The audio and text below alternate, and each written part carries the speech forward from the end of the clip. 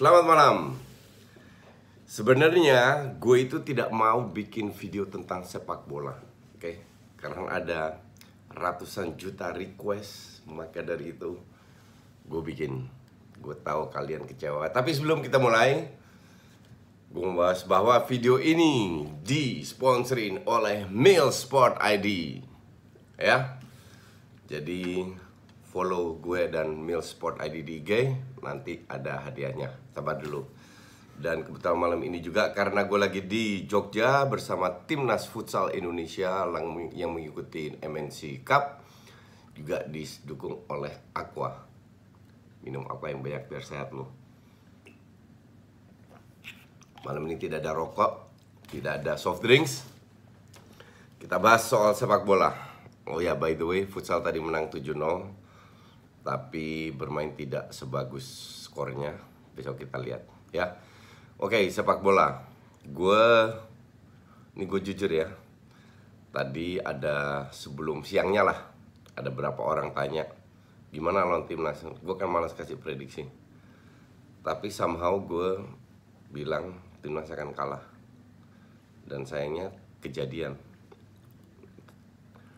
Gue bilang kalah itu bukan karena gue gak suka Timnas. Of course, this Indonesia, kita harus tetap dukung. Tapi ada beberapa faktor, oke? Kalau kita kemarin bilang, ya banyaklah di netizen bilang, apakah Coach Simon harus masukin Rizky Pelu?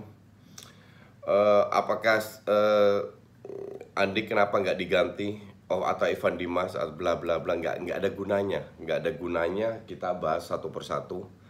Karena kalau tiba-tiba Rizky Pelu bermain luar biasa, terus kalian akan bilang, jadi ini memang risiko pelatih. Pelatih menggantikan pemain berdasarkan analisis yang dia lakukan di lapangan.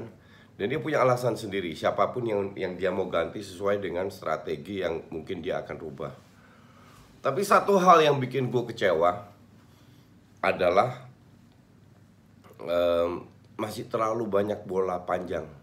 Sebenarnya gue udah capek bahas Timnas ini, karena gue udah berkali-kali, udah ribuan kali bilang, kita ini sebenarnya tidak perlu Jurgen Klopp atau Pep Guardiola untuk pegang Timnas Indonesia. Yang kita butuh adalah pelatih yang bisa bermain sesuai dengan kapasitas kita, oke? Dan itu bukan bola-bola panjang. Ya kebetulan Beto kemarin bagus, tapi kan nggak selalu begitu. Kita tidak selalu punya striker yang kuat dengan bola atas. Dan kalau yang kuat dengan bola atas hanya satu orang aja nggak ada guna juga. Kenapa kita tidak bermain dari belakang, bangun serangan, sabar? Kita punya kapasitas untuk itu. Nah, itu yang bikin gue sebenarnya agak kecewa. Terus kalau orang bilang Simon out, gue tidak setuju, karena dia baru, oke? Semoga dia bisa belajar. Ya, kita tidak tahu apakah masih telat atau tidak, kita nggak tahu, kita lihat aja. Cuman yang jelas pelatih juga bukan tukang sulap. Dia juga sadar bahwa dia membuat kesalahan. Dia akan evaluasi, ya kita lihat nanti lawan Thailand gimana. Kalau lu tanya sama gue akan bilang, ya kita nggak bisa main long ball. Kita udah puluhan tahun main long ball, 15 tahun di AFF nggak pernah jadi juara, nggak ada hasilnya. Oke, jadi harus ada perubahan. Ya perubahan sesuai dengan kapasitas yang pemain yang kita miliki. Kayak di tengah itu pemain kecil-kecil, ya main bola bawah aja, jarak tidak terlalu jauh. Dan nggak usah capek, asal posisinya yang benar, oke? Jadi banyak faktor, itu salah satu faktor. Faktor kedua yang gue sudah pernah berapa minggu lalu gue kritik PSSI lewat Twitter, itu padatnya jadwal liga yang ada hubungnya dengan kualifikasi dan friendly match. Pemain itu bukan robot, oke? Mereka butuh istirahat. Salah satu interview yang gue baca dari Coach Simon adalah dia mengatakan pemain kelelahan.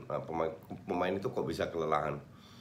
Kalau kita bicara stamina di babak kedua drop, ya kita lihat kenapa stamina di babak kedua bisa drop.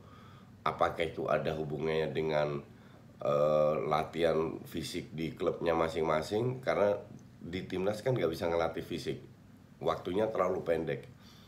Apakah masalah asupan?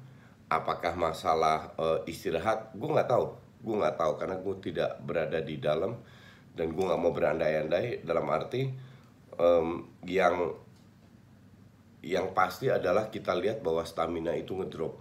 Dan yang pasti adalah jadwal PSSI menjelang kualifikasi dan friendly match itu harusnya liga diberhentikan. Maka dari itu pada saat gue nge-tweet masalah kenapa liga tidak diberhentikan, dibalas oleh PSSI. PSSI bilang, iya boleh nggak kita diundang ke box to box.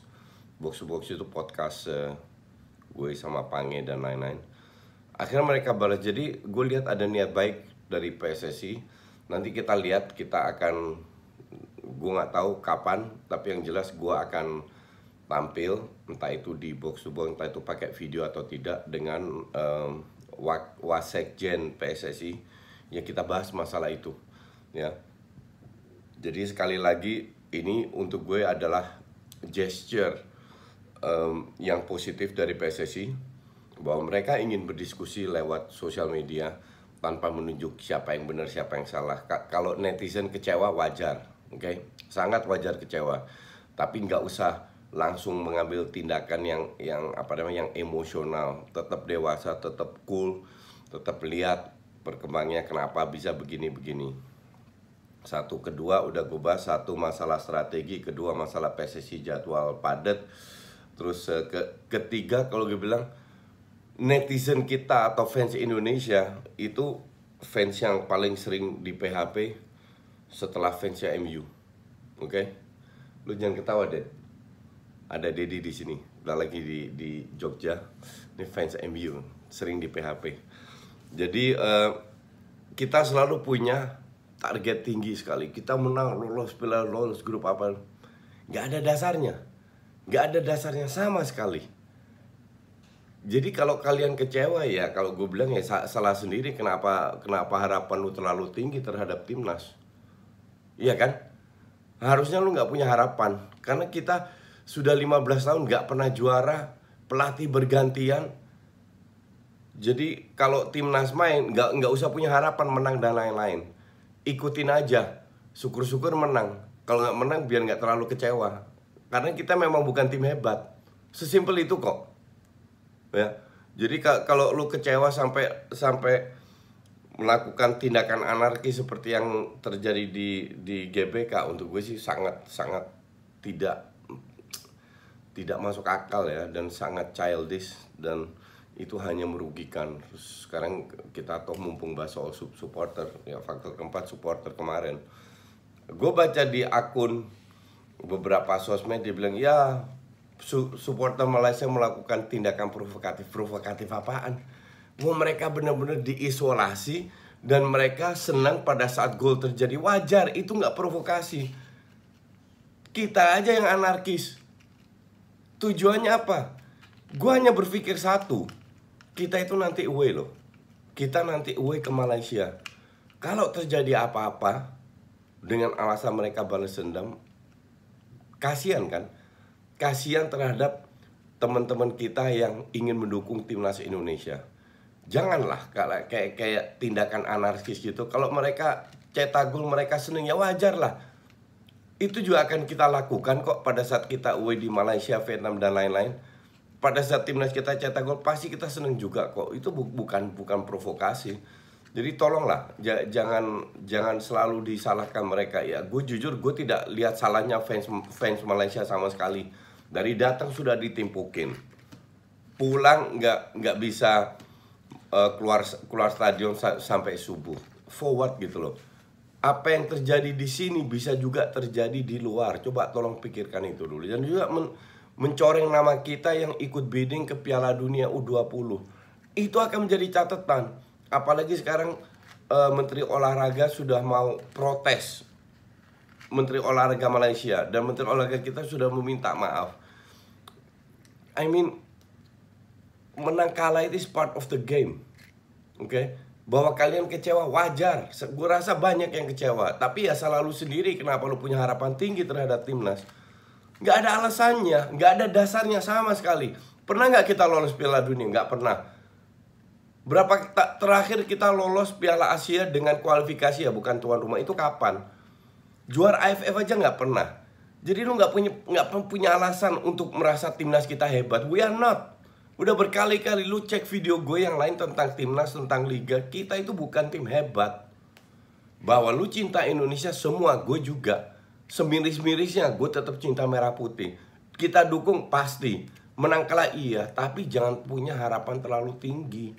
Kritis harus, tapi bukan dengan Simon out, ini out, itu out. Dari 5 ketua PSSI terakhir, puluhan pelatih, puluhan pengurus, nggak juara-juara juga kok. Bener nggak? Nah, jadi ada something wrong, sesuatu yang membuat kita tidak juara. Padahal jumlah pemain bola kita jauh lebih banyak daripada Vietnam, Malaysia, dan Thailand. Masalahnya apa? Lu cek video gue tentang pembinaan. Kenapa kita gagal selama ini? Jadi nggak bisa. Jangan kayak fans kardus lah, maunya menang terus. Oke?